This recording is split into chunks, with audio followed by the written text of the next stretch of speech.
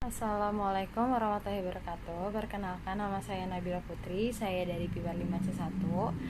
Di sini saya ingin menjelaskan tentang krisis subprime mortgage yang ada di Amerika Serikat. Yaitu pertama, apa sih subprime mortgage? Subprime mortgage adalah salah satu jenis kredit perumahan yang ditawarkan oleh para individu yang memiliki resiko paling tinggi, yang tidak dapat memenuhi syarat penerimaan kredit prime mortgage maupun LA mortgage akibat terlalu tingginya rasio utang terhadap penghasilan, sejarah kredit ataupun sejarah pembayaran sewa properti yang kurang baik, dan juga ketidakmampuan individu untuk menyerahkan dokumen yang dibutuhkan. Dengan konsekuensi biaya administrasi yang bunganya lebih tinggi, sekitar 200 hingga 300 basis poin, dibandingkan dengan bunga yang dibebankan oleh prime mortgage. Produk-produk subprime mortgage relatif jauh lebih mudah didapatkan dibandingkan produk kredit perumahan lainnya, karena menarik bagi para penyalur kredit untuk memperoleh return yang tinggi. Lalu di sini ada faktor penyebab terjadinya krisis subprime mortgage, yaitu produk yang ditawarkan oleh subprime mortgage terlalu kompleks dan menyebabkan kesalahpahaman atau interpretasi yang salah kepada produk tersebut. Lalu yang kedua, resiko yang sangat tinggi bagi debitor karena sejarah kredit peminjam yang buruk dan juga kemampuan keuangan peminjam rendah. Dan resiko yang sangat tinggi bagi kreditor adalah tingkat bunga yang sangat tinggi, serta suku bunga yang diterapkan adalah suku bunga yang mengambang atau adjustable rate mortgage. Suku bunga ini mempengaruhi jumlah nominal cicilan yang harus dibayarkan oleh peminjam. Skema subprime mortgage memperbolehkan pengambilan properti dari peminjam apabila tidak mampu bayar, dan nilai klaim dari kumpulan kredit properti itu kemudian disekuritasi untuk kemudian dipresentasikan sebagai surat hutang atau obligasi yang disebut mortgage backed security atau MBS, yang terdiri atas cicilan pokok atau suku bunga yang dikenakan terhadap peminjam yang kemudian diperdagangkan secara bebas di pasar obligasi. Lalu selanjutnya proses subprime mortgage atau proses penyebaran krisis subprime mortgage, yaitu penyebarannya cukup cepat, menyebarkan ke lintas sektor akibat dari karakteristiknya dan faktor eksternalnya, terlebih dengan kemampuan kreditor subprime mortgage yang secara massal gagal untuk membayar cicilan hutang dan surutnya likuiditas institusi finansial dan perbankan akibat kombinasi antara tingginya tingkat gagal bayar kreditor dan penurunan nilai anggunan yang disita. Kemudian kewajiban bank atau institusi penyedia kredit untuk menepati kewajiban membayar hasil investasi. Kemudian kesulitan finansial para investor yang memegang surat hutang obligasi MBS, baik individu maupun korporasi, yang diakibatkan penurunan nilai investasi mereka, sehingga mengurangi tingkat konsumsi bagi para investor individu dan tingkat ekspansi bagi para investor korporasi.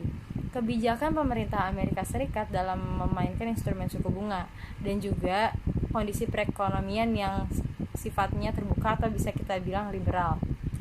Lalu ada dampak langsung atau bisa juga dibilang pengaruh dari krisis subprime mortgage ini kepada Indonesia, yaitu dampak langsung. Dampak yang terlihat dari krisis keuangan ini bagi Indonesia adalah kerugian untuk perusahaan Indonesia yang menginvestasikan beberapa sahamnya mereka di institusi keuangan Amerika Serikat. Perusahaan keuangan maupun non-bank yang mengalokasikan dananya dan sumber-sumber pendapatan alternatif melalui pembelian saham atau obligasi instrumen keuangan asing seperti Citigroup, UBS, Merrill Lynch, dan American International Group, dan lain-lainnya.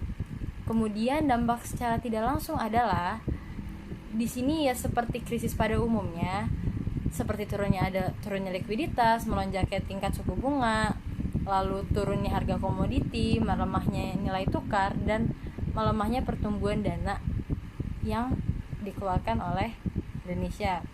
Demikian juga menurunnya tingkat kepercayaan konsumen, investor, pasar terhadap berbagai institusi keuangan yang menyebabkan melemahnya pasar modal.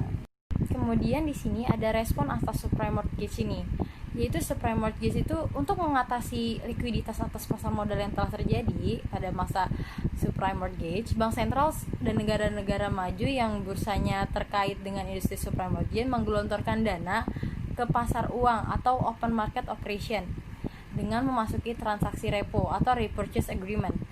Ini untuk menjaga stabilitas nilai tukar uang mereka dan menumbuhkan sentimen positif akan bursanya. Diawali pada tanggal 19 Agustus 2007, The Fed mengeluarkan 30 miliar US dollar untuk menjaga likuiditas investor subprime mortgage yang merugi. Lalu kemudian ada pada 10 Agustus 2007, The Fed menambah lagi 36 miliar US dollar.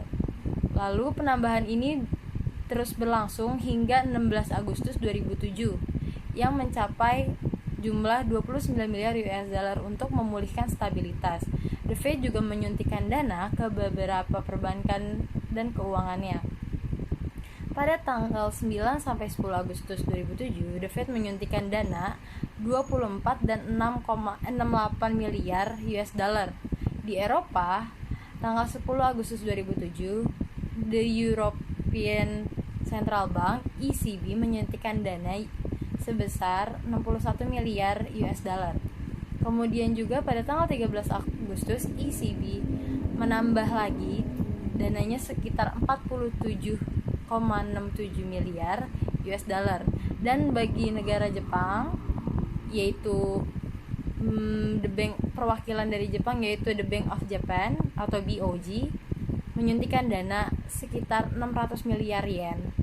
Nah, selain itu, mengingat pemicu utama kredit macet subprime mortgage adalah bunga tinggi, maka tanggal 17 Agustus 2007, The Fed menurunkan suku bunga diskonto hingga 50 basis per poin menjadi 5,75%. Sekian dari presentasi saya, kurang lebihnya mohon maaf.